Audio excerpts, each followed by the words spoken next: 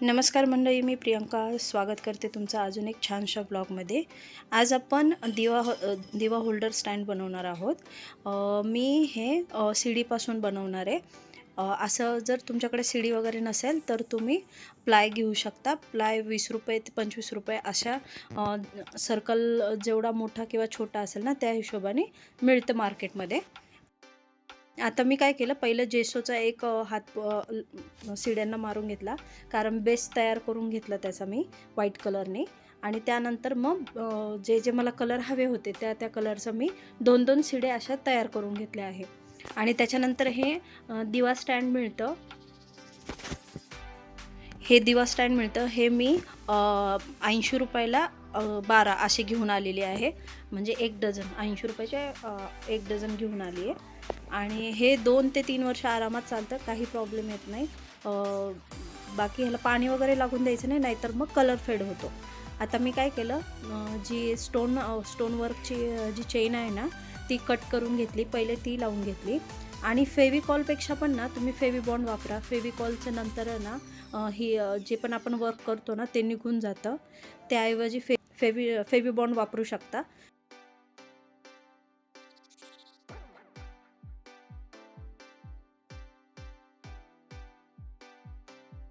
त्यानंतर मी मोती लावले आहेत आणि त्याच्यानंतर परत 2 सर्कल मी स्टोनचीच चेन परत 2 ते 3 सर्कल परत लावली आहे। मी असे 12 होल्डर तयार करत आहे, वेगवेगळ्या कलरचे, जसं रेड, ब्ल्यू, ग्रीन, येलो, परत ऑरेंज, पिंक, ऑरेंज नाही पिंक आहे, पिंक कलरचं करून घेतलं आहे। आणि प्रत्येक ह्याला वेगवेगळं डिझाईन केली आहे, म्हणजे पेअरमध्ये तयार केले आहेत, 2-2 सेम डिझाईनचे तयार केले आहेत। आता खालच्या साईडला ब्ल्यू कलर दिला आहे, त्यामुळे मग मी ब्ल्यू कलरचे परत हे स्टोन लावून घेतले आहे।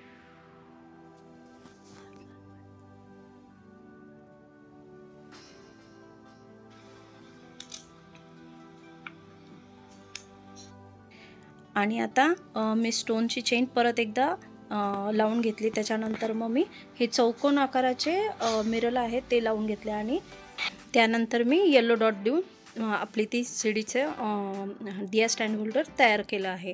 आता हे सेकंड घेतलं आहे, तो बेसला मी त्याला व्हाईट कलर केला आहे।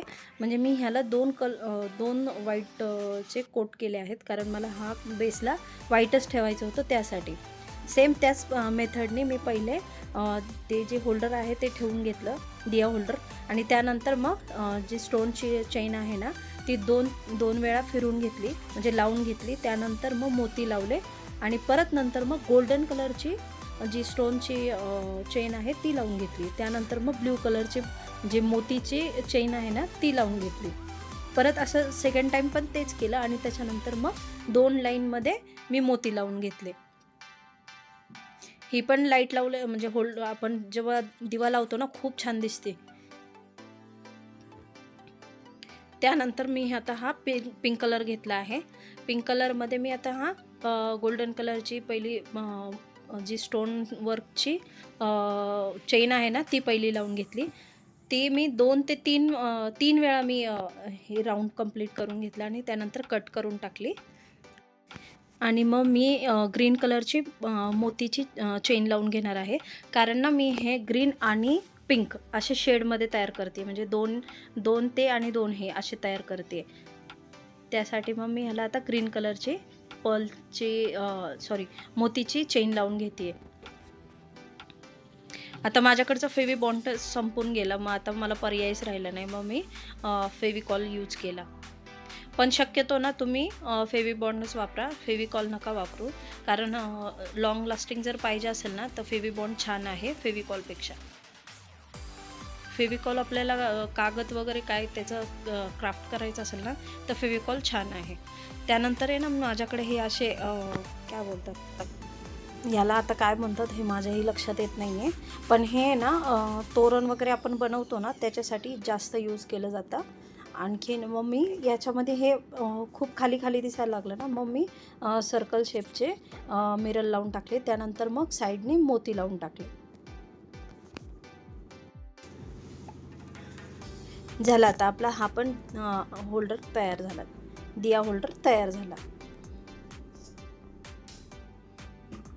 सेम त्याच पद्धतीने मी ग्रीन कलर करून घेतला आणि त्याच्यानंतर हा काय बोलता येलो कलरचा जो होल्डर होता ना, तो मला जरा वेगळा काहीतरी बनवायचा होता. मग मी हे गोटापट्टीचे जे सर्कल आहेत ना ते घेऊन आली होती. मला वाटतं हे काहीतरी 12 मिळाले मला, 10 रुपयाचे 12 असे मिळाले. आणि ही पॉम्पॉम पण मला वाटतं एक 10 रुपयाला पॅकेट मिळालं. त्याच्यात पण काहीतरी 12 का 15 काहीतरी असे होते. मग आता मी तेही लावून घेतले आहेत.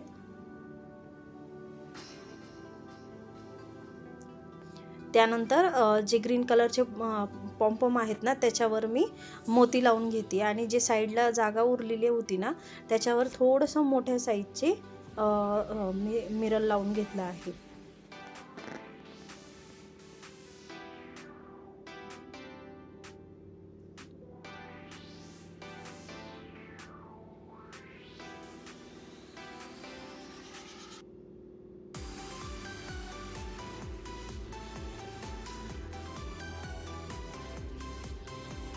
आणि मग मला नंतर ना हे खूप खाली खाली वाटायला लागले, म्हणून मग मी ते आता जे ड्रॉप शेपचं ती वापरलं ना, मला त्याचं नावच लक्षात येत नाही आहे, ते मी परत नंतर हे मिररला परत ते लावून घेतलं. त्यामुळे मग त्याचा अजून लुक जरा छान आला.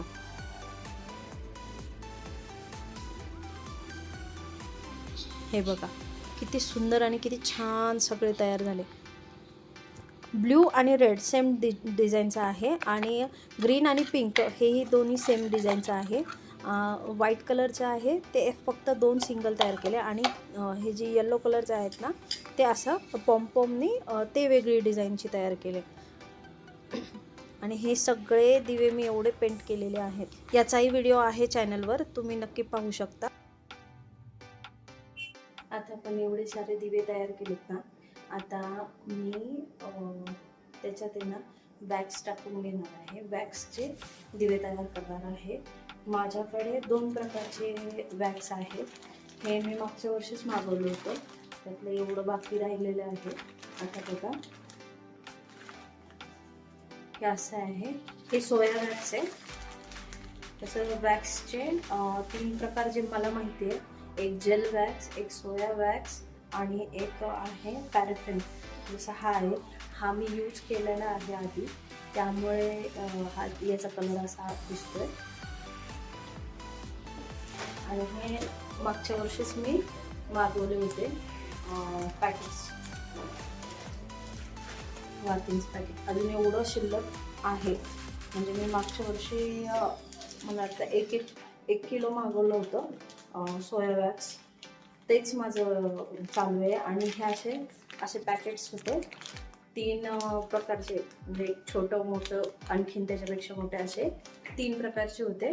त्यातले छोटे माझे वापरून झालेले आणि आहेत थोडेफार आहेत, म्हणजे एक 10-12 ते शिल्लक आहेत. आणि हे पॅकेट मी आणखीन फोडले पण नाही आहे. हे शक्यतो जो आपण ग्लासमध्ये वगैरे बनवतो ना त्याच्यासाठी, ग्लासमध्ये जे हे येतात कॅन्डल्स येतात ना त्याच्यासाठी. मी दाखवते, माझ्याकडे आहे, मी दाखवते.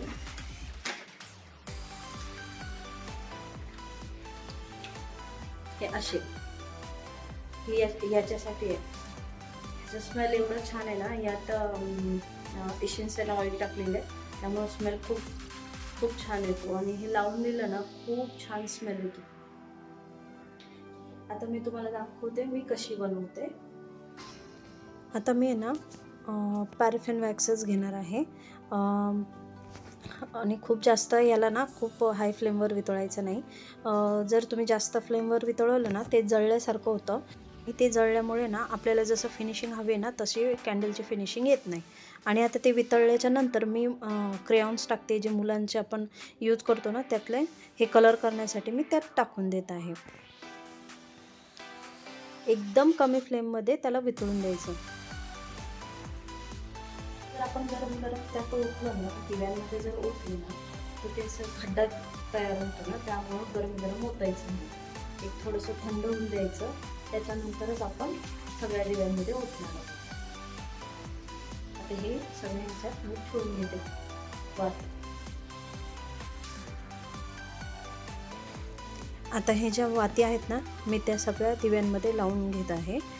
मी पहिले काय केलं, थोडं असं 2-2 ड्रॉप टाकून ना फक्त वाती ठेवून घेतल्या, एक सरळ वात होण्यासाठी, कारण ते खूपच वाकडे तिकडे झाल्या होत्या ना त्याच्यामुळे. आणि नंतर मग मी थोडंसं थंड झाल्याच्या नंतर मग मी ते सगळं जे वितळलेलं वॅक्स आहे ना ते ओतून दिलं आहे. आणि आपण वॅक्स ओतल्याच्या नंतर लगेचच्या लगेच त्याला हलवायचं नाही. कम से कम 1 ते 2 तास तरी हलवायचं नाही, कारण वरती आपल्याला जरी वाटलं की ते सुकलं आहे तरी ते आतपर्यंत सुकलेलं नसतं. त्याला 2 ते 3 तास लागतात खूप आरामात सुकून देण्यासाठी. किंवा तुम्ही जरा त्याला हलवलं तर मग त्याची जी वरची फिनिशिंग आहे ना ती येत नाही. आणि मेन ओतल्याच्या नंतर ना त्या वाती इकडे तिकडे सरकतात ना, त्याच्यासाठी मी एकतर आईस्क्रीमच्या काड्याही वापरणार आहे आणि आपले कपड्याचे क्लिप्स जे असतात ना तेही वापरणार आहे. आता हे बऱ्यापैकी थंड झाले ना, आता मी हे ओतून घेते.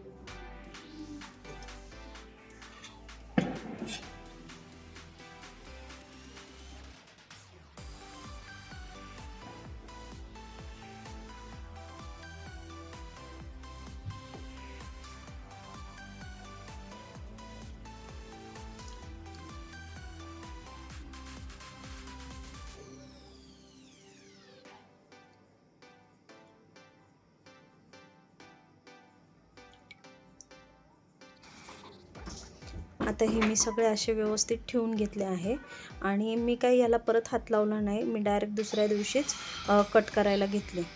हे बघा किती छान तयार झालेत की नाही. हे आपण आता मार्केटला घ्यायला गेले तर किती महाग मिळतात बघा. किती छान आणि सुंदर आणि व्यवस्थित होतात. 1 किलोमध्ये 1 किलो वॅक्समध्ये खूप सारे दिवे बनतात. पण हे घरीही आरामात बनवू शकतो. खूप छान होतात. तुम्ही सुद्धा नक्की ट्राय करून बघा. चला तर मंडळी, व्हिडिओ आवडल्यास लाईक, शेअर, सबस्क्राईब करा. Thank you for watching. बाय.